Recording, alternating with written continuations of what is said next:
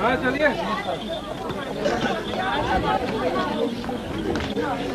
आइए पानी पिए।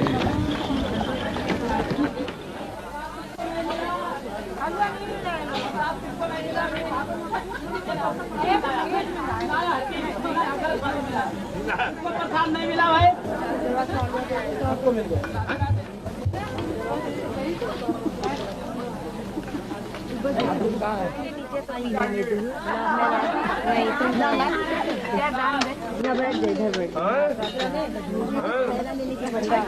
भोग ले लो पहले, भोग बट रहा है।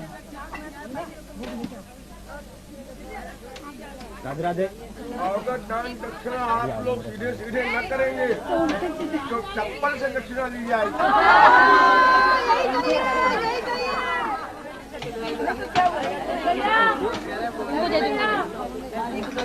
अभी दे दो। एक काम कर दे, लेकिन पानी ले आइए। हाँ भाई, पंडा का ख्याल रखना सब लोग। अच्छा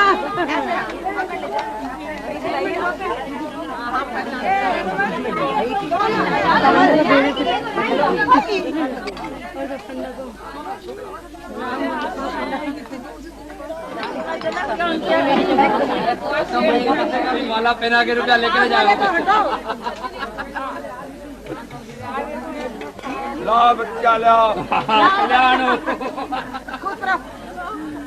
आगे तुम बोल दिया करो क्या हो।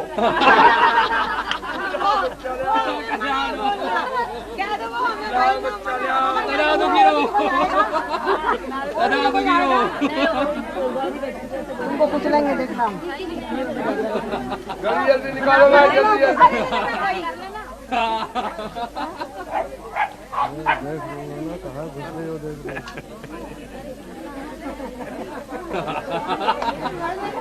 ध्यान से यहाँ लुटे पीछे से कोई ध्यान भी ना। जेब कतरे भी हैं, जेब कतरे। भीड़ भाड़ से सावधान, भीड़ भाड़ से सावधान। जो होगा देखा जाएगा। जेब तो काटो। मुझे काटने नहीं मिलेगा, हलवा काट दूंगा।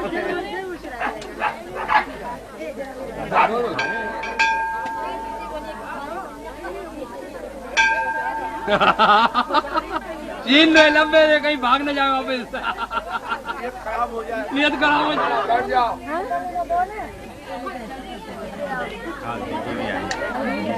बैठ जाओ भाई।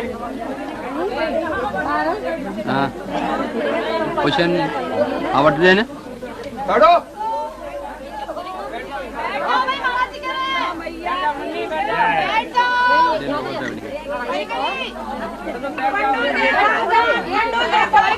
पंडो। अरे कौन पकड़ के लाओ पंडो के सामने। ये पंडा अपनी बीवी भी लेके आया। ₹100।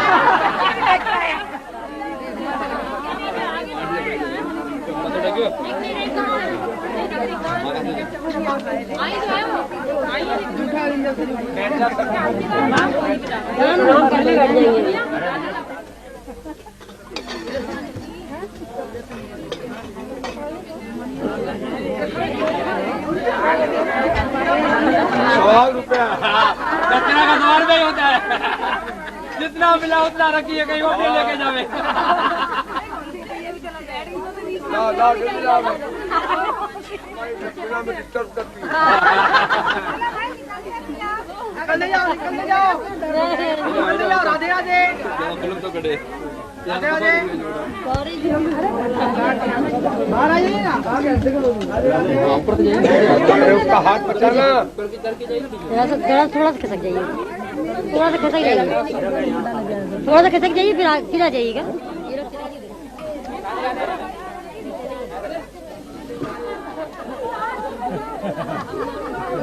यहाँ पर दान करने का महत्व सुन लीजिए। महाराज जी की असीम कृपा सभी पर।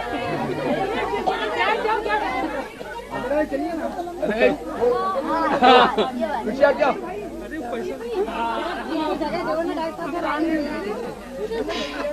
अरे वो फोटो तो नहीं ले रहा, देखो मत।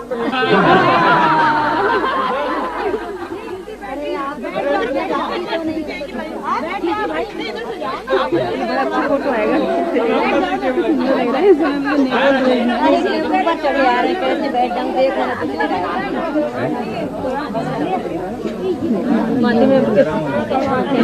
शादी मिल गई तो शादी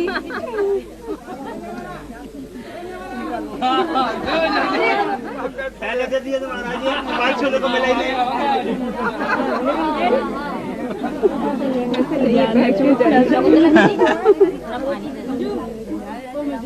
जल्दी आओ और कोई बात नहीं।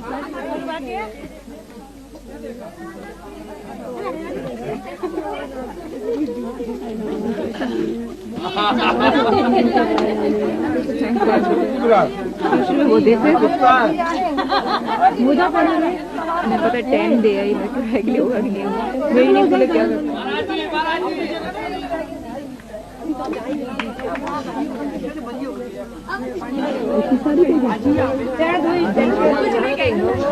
एक की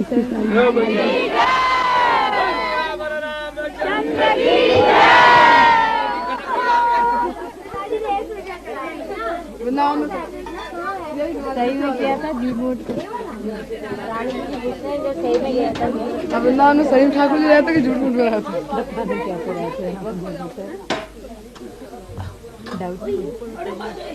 बैठ जाओ सब लोग। लाइन नहीं वहाँ से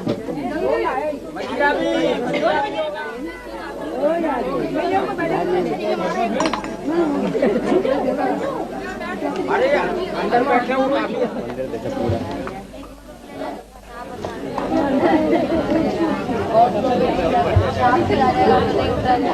असली मुस्कान का तो सेटिंग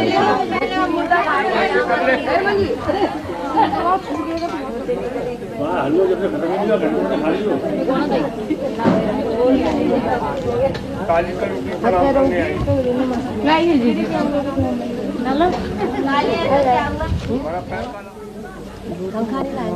हलवेली सरकार की, हलवेली सरकार की, हलवेली सरकार की जय श्री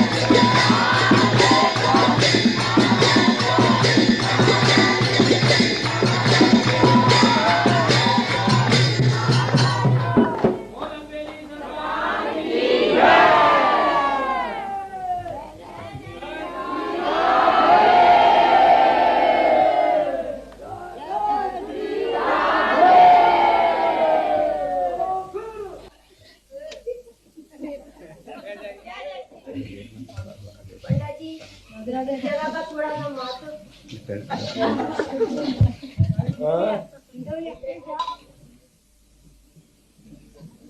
जगह का नाम है श्रृंगवेरपुर। यहाँ सींग के बराबर बराबर बेर हुआ करते थे।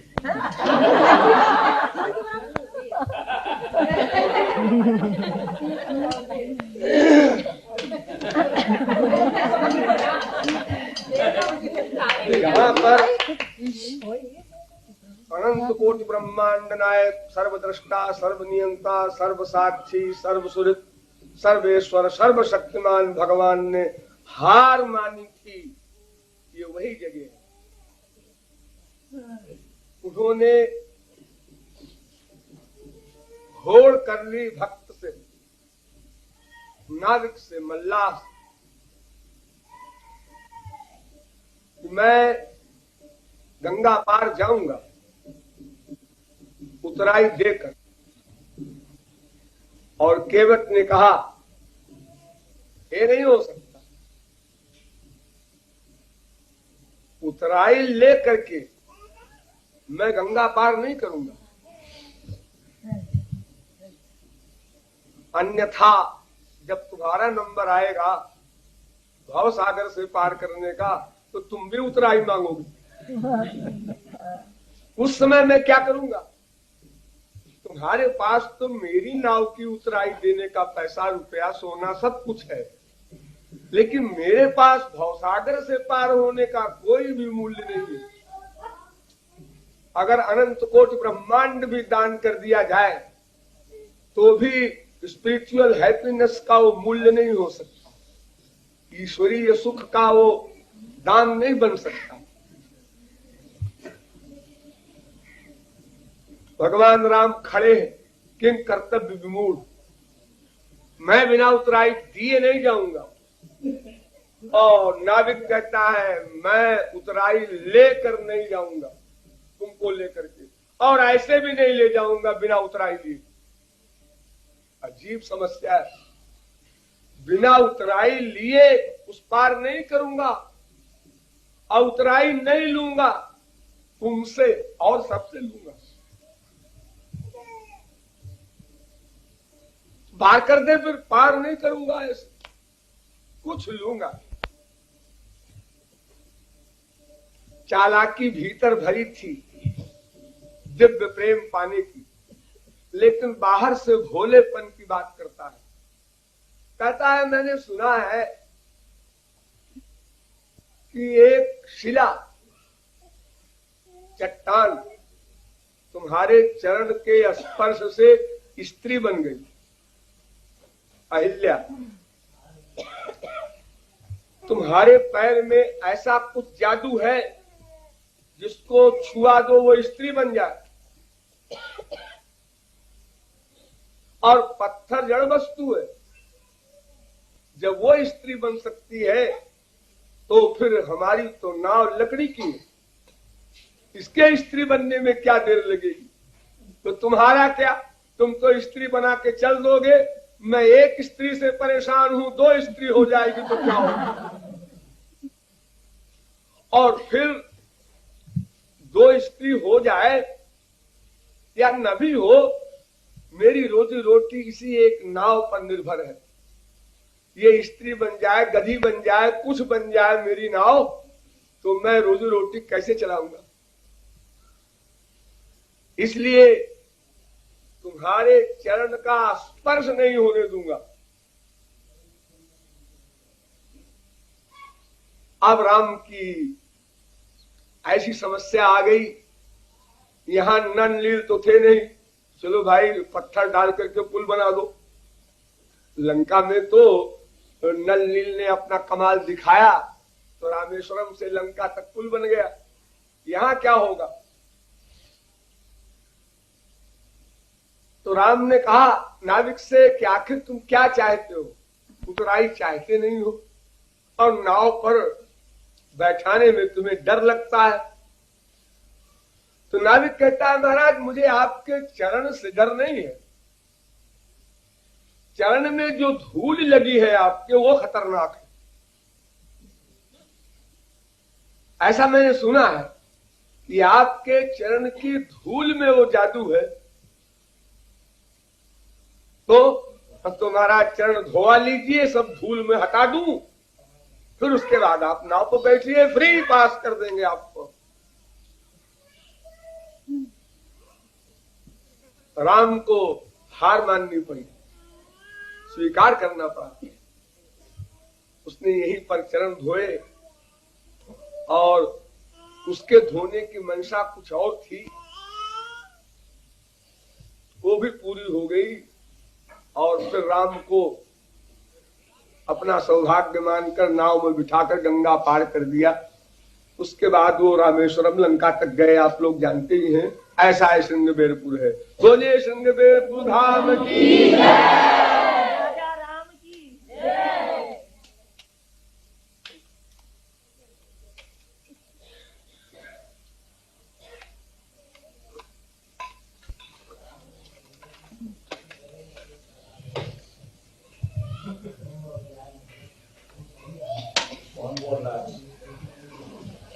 बोलो मत।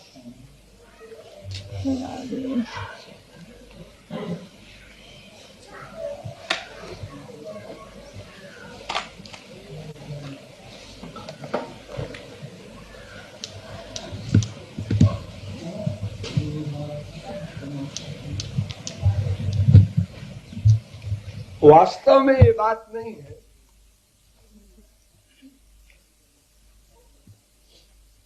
मैं अपनी राय से अगर कहूं, ये जो कुछ लिखा है रामायण में, ये ऐसे ही लोगों को बहलाने के लिए लिखा है। तरणी हूं मुनि घरणी हो जाई, मेरी तरणी किसी मुनि की श्रीमती हो जाएगी, अहल्या की तरह। ये लॉजिक है, तर्क है नाविक का, मल्लाह। लेकिन क्या मल्लाह मूर्ख था या विद्वान था? एक क्वेश्चन। अगर मल्लाह मूर्ख था तो मल्लाह को यह शर्त लगाना कि चरण धोने के बाद मैं नाव पर बिठा लूंगा, इतनी बड़ी योग्यता की बात करना ये समीचीन नहीं लगता। अर्थात नाविक बुद्धिमान था, महापुरुष था, तभी तो वो मांग रहा है चरण धूलि। तो क्या मल्लाह को ये नहीं मालूम है कि नाव स्त्री नहीं बन सकती? ये बारीक बात बता रहा हूं। क्यों नहीं बन सकती? जब पत्थर बन सकता है तो पत्थर 84 लाख योनियों के अंतर्गत है। जैसे वृक्ष है, ये चेतन जीव है, ऐसे पत्थर भी जीव है। किंतु नाव तो सूखी लकड़ी की बनती है, तो नाव में जीव नहीं है। अरे किसी के साप से कोई शरीर मिलेगा तो जीव तो रहेगा। पत्थर बन जाए, वृक्ष बन जाए, पशु बन जाए, पक्षी बन जाए, वो चेतन स्पिरिट होनी चाहिए, आत्मा होनी चाहिए उसमें। यानी 84 लाख प्रकार के जो शरीर हैं, इसी में कहीं न कहीं रखा जाएगा सांप के द्वारा कोई। तो मुनि की घरणी जो थी उसको पत्थर की योनि मिली थी, क्योंकि पत्थर 84 लाख योनियों में चैतन्य माना गया है। लेकिन सूखी लकड़ी का चैतन्य निकल गया। सूखी लकड़ियों से नाव बनती है, इसलिए नाव में कोई आत्मा नहीं रह सकती, क्योंकि आत्मा को शरीर चाहिए। शरीर के बिना कैसे आत्मा रहेगी? और जब सूखी लकड़ी में आत्मा नहीं है तो सूखी लकड़ी से बनी हुई नाव में भी आत्मा नहीं हो सकती। और जब आत्मा नहीं है तो ये डाउट क्यों है नाविक को कि क्या पता मेरी नाव भी किसी मुनि की श्रीमती हो। और वो आपके चरण धूल के स्पर्श से पुनः स्त्री बन जाए, ये डाउट कैसे हो सकता? ये लोगों को बहलाने के लिए, भोलेपन की पराकाष्ठा दिखाने के लिए कहा है कि वो बेपढ़ा लिखा नाविक इतना भोला था कि उसको ये पता ही नहीं था कि पत्थर 84 लाख योनियों के अंतर्गत है या नहीं। वो समझ रहा था जड़ पत्थर है, जड़ नाव है। लेकिन जड़ वस्तु दो प्रकार की होती है, एक जड़ जीव होता है और एक प्योर जड़ होता है। जैसे पृथ्वी, ये डब्बा, ये जड़ है, प्योर जड़ है, प्योर जड़ है तौलिया। लेकिन जैसे वृक्ष है, ये चलता नहीं, लेकिन जड़ जीव है, इसको जीव कहते हैं। स्थावर जीव, जड़ जीव, अचेतन जीव। तो स्थावर जंगम, चर अचर, चेतन अचेतन, दो प्रकार के जीव होते हैं। तो पत्थर तो जड़ जीव है, लेकिन नाव केवल जड़ है। तो केवल जड़ में आत्मा नहीं होती। फिर भी वो भोला होने के कारण ये नहीं समझ पा रहा है। वो भोलेपन में कह रहा है मेरी नाव भी क्या पता किसी मुनि की स्त्री हो। ये आशय है। बुलबुली सरकार की जय, सदगुरु श्री कृपाल जी महाराज की जय। अगर आप लोग बड़ी बड़ी दक्षिणा देते तो बड़ी बड़ी बात बताते।